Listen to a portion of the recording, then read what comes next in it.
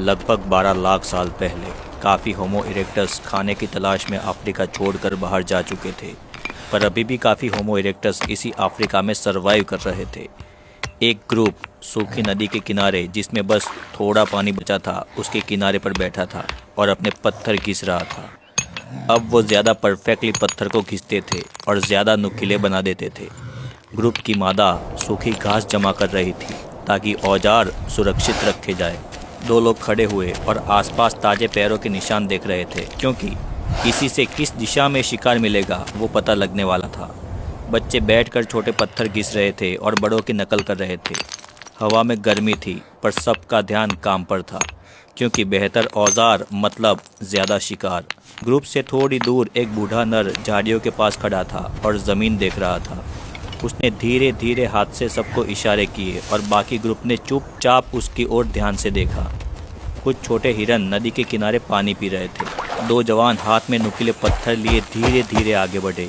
उन्होंने हिरन के झुंड को घेरना शुरू कर दिया। बच्चे चुपके से बड़े लोगों को देख रहे थे कि कैसे ये लोग शिकार कर रहे हैं। ग्रुप ने एक कमज़ोर हिरन को घेरना शुरू कर दिया और नज़दीक जाकर उस पर हमला करके उसे पकड़ लिया। ये था उनका पहला आज का शिकार। सब ने उसे खाना शुरू कर दिया। औजार से उसकी खाल उतारी गई, जिसे वो अपनी बॉडी पर लपेट देते थे। औरतें हड्डियों से बोन मैरो निकालती और बच्चों को खिलाती। सब लोगों का पेट अब भर चुका था, पर थोड़ा खाना अभी भी बचा था। इस बचे हुए खाने को सब ने उठाया और अपने साथ लेकर आगे चलने लगा। चलते चलते शाम हो गई थी। सब लोग एक गुफा के पास पहुँचे। तभी आसमान में एक बिजली चमकी और एक बड़ा सूखा पेड़ जलने लगा। बूढ़ा नर इसी वक्त का तो इंतज़ार कर रहा था। उसने तुरंत जहाँ पर आग लगी थी वहाँ दौड़ लगाई और एक जलती लकड़ी को लेकर गुफा में आकर उस जलती लकड़ी को बीच में रख दी। इसको पता था कि आग को जलाए रखने के लिए सूखी घास और लकड़ी की ज़रूरत होती है। दो नर सूखी घास और लकड़ियाँ इकट्ठा करके लाए। अब धीरे धीरे उन्होंने आग में सूखी लकड़ियाँ डालना शुरू कर दिया और आग को जलाए रखा। ग्रुप ने अपना बचा कुचा मांस निकाला और उसे आग में थोड़ा भुना, फिर उसे खाया गया। भुना हुआ मांस काफ़ी टेस्टी होता है और सेहत के लिए भी अच्छा होता है। दो लोग जाग रहे थे और बाकी सब लोग सो गए। वो दो लोग पहरा देने के लिए और आग में लगातार लकड़ी डालने के लिए जाग रहे थे, क्योंकि आग कोई बार ही मिलती थी और उसे महीनों तक लकड़ियाँ डाल डाल के ये लोग जलाए रखते थे। अगर एक बार आग बुझ गई तो फिर वापस कोई बिजली गिरे और उससे कोई पेड़ जले, इसका इंतज़ार करना पड़ता था। अगली सुबह जैसे ही ग्रुप बाहर निकला, हवा में एक अजीब सी खामोशी फैली हुई थी। बूढ़ा नर हमेशा की तरह पेड़ों और ज़मीन के निशान पर कुछ देख रहा था, लेकिन इस बार उसे कुछ अलग महसूस हुआ। मिट्टी पर गहरे पंजे के निशान दिखे, किसी बड़े शिकारी के। उसने धीरे से सबको इशारा किया, जिसे देखकर पूरा ग्रुप सावधान हो गया। बच्चे तुरंत मादाओं के पीछे छिप गए। दो जवान आग के पास गए और आग में जलती हुई लकड़ी थी वो उठा के ले आए। अचानक झाड़ियों के पीछे से सूखी पत्तियों की तेज़ आवाज़ आई और उसके अगले ही पल एक बड़ा सैबर टूथ कैट वहां से बाहर निकल आया। बूढ़े नर ने इशारा किया और जवान लोग तुरंत फैल गए ताकि शिकारी किसी एक डायरेक्शन पर फोकस ना कर सके। कुछ जवानों ने जलती लकड़ियाँ को आगे लहराया और कुछ लोगों ने नुकीले पत्थर उठा लिए। जैसे ही शिकारी आगे आया, वैसे ही जलती लकड़ी उसके मुंह पर मारी गई, जिसके कारण वो भाग गया। अभी शिकारी भागा ही था कि मादा के पीछे छिपे बच्चे के पास एक बड़ा अजगर आ चुका था और उसने उस बच्चे के पैर को जकड़ लिया था। तुरंत सब ने उस अजगर को पकड़ लिया और उस बच्चे को छुड़ाया, फिर उसे नुकीले पत्थरों से मार गिराया। अब ये लोग किसी भी बड़े शिकारी से डरते नहीं थे। मैदान जैसे उनका ही है, वैसे राजा की तरह ये लोग रहने लगे थे। दिन बीतते गए और शिकार बहुत दूर दूर चले गए। इसीलिए ग्रुप ने शिकार के पीछे पीछे आगे बढ़ने का फैसला किया। सब ने अपना अपना सामान उठाया और आगे बढ़े। उनके पीछे बूढ़े नर ने जलती हुई लकड़ी उठाई और आगे बढ़ा। थोड़े दूर जाते ही आग पूरी तरह से बुझ गई। ग्रुप थोड़ा दुखी हुआ, पर आगे बढ़ता रहा। कहीं कहीं ये लोग बैठ जाते और शिकार कैसे करना है इसका प्लानिंग करते थे, और अब वो ज़्यादातर मांस पर निर्भर थे, जिसके कारण उनके दिमाग का आकार बढ़ने लगा था। वो पहले से बहुत चालाक हो चुके थे। लाखों साल ऐसे ही बीतते गए और नई पीढ़ी जो पैदा होती गई वो चालाक होती गई और उनमें काफ़ी बदलाव भी आता गया। अब उनमें ज़्यादा समझ थी और बड़ा दिमाग था। लगभग 6 से 7 लाख साल पहले इनमें से एक नया रूप उभर के आया। ये थे होमो हाइडेलबर्गेंसिस। इनका चेहरा काफ़ी बदल गया था। इनका फ्रंट फॉरहेड अब ज़्यादा ऊंचा और ब्रॉड हो चुका था, जो उनके दिमाग के लिए जगह देता था। बड़ा दिमाग मतलब ज़्यादा समझ और ज़्यादा सोचने की शक्ति। चेहरे की हड्डी मजबूत थी, लेकिन उनकी पॉपुलेशन अफ्रीका में बढ़ रही थी और शिकार कम हो चुके थे। इसी वजह से कुछ लोग अफ्रीका के बाहर निकले और यूरोप की ओर चल दिए। ये लोग आगे चलकर नियंदरथाल बनने वाले थे। ऐसे ही धीरे धीरे परिवर्तन होता रहा और हज़ारों साल बीतते गए। अब इनके औजार भी काफ़ी तेज़ बनने लगे थे।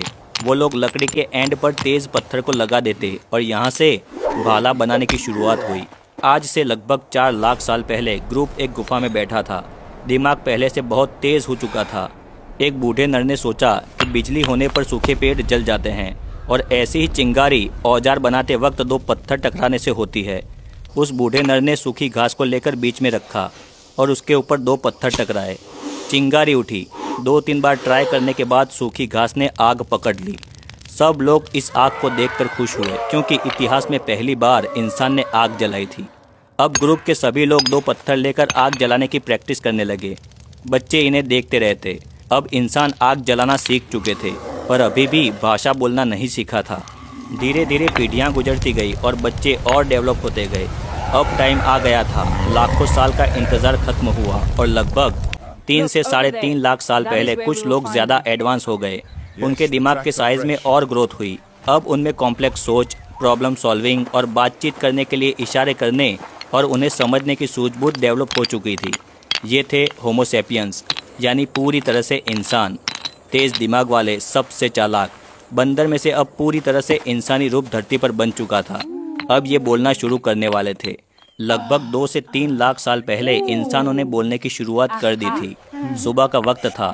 गुफा के बाहर छोटे बच्चे और कुछ जवान लोग एक दूसरे के साथ इशारों के साथ साथ अजीब आवाज़ों से बात कर रहे थे।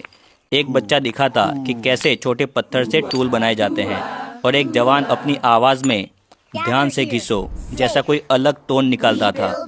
ये सिर्फ शब्द नहीं थे, बल्कि एक प्रोटो लैंग्वेज का शुरुआती रूप था। जैसे जैसे दिन गुजरते रहे, इंसानों ने इस आवाज़ को और साफ साफ बोलना शुरू कर दिया। एक दिन जवान ने एक शिकार देखा, तो उसने कोई अलग ही आवाज़ निकालकर सबको बताया कि शिकार यहाँ पर मौजूद है। इससे पहले ये लोग सिर्फ चीखते और गुर्राते थे, पर अभी इंसानों ने टूटा फूटा सही पर बोलना स्टार्ट कर दिया था, जिसकी वजह से शिकार और भी आसान हो गया। वो टीम वर्क और प्लानिंग में मास्टर बन चुके थे। भाषा के विकास के साथ साथ होमो सैपियंस में अब सिर्फ जिंदा रहने से ज़्यादा सोचने की कैपेसिटी आ चुकी थी। लगभग 1 लाख साल पहले 3 लोग शिकार लेके अपने कैंप के पास पहुंचे। मादा ने 2 पत्थर घिसकर आग लगाई और मांस को आग पर भूना। सबको एक एक टुकड़ा खाने के लिए दिया। तभी एक बूढ़ा इंसान, जिसकी उम्र ज़्यादा हो गई थी, वो गिर गया और उसकी मौत हो गई। सब ने उसको उठाया और एक जगह लेटा दिया। उसके बाद ग्रुप के कुछ लोगों ने अपने शार्प औजार से बाजू में एक गड्ढा खोदना शुरू कर दिया।